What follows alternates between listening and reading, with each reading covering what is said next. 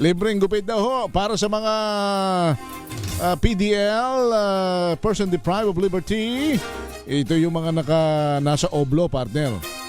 Isinagawa sa Olongapo Jail. Balita mula kay Danny Kumilang. Danny Boy!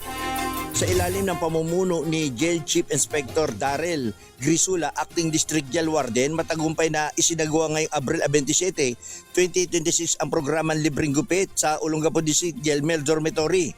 Pinangunahan ng 14 na miyembro ng grupong Gandang Gapo ang aktibidad kung saan nakinabang ang 58 lalaking person deprived of liberty PDL.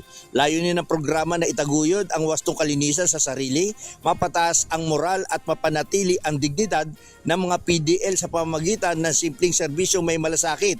Ipinapakita rin ito ang patuloy na pagsuporta ng pamunuan at mga katuwang na organisasyon sa mga programang rehabilitasyon na naglalayong magbigay ng pag-asa, disiplina at positibong pagbabago sa loob ng piitan. Danny Kumilang, RS37, DCRH, una sa Pilipinas, una sa Pilipino.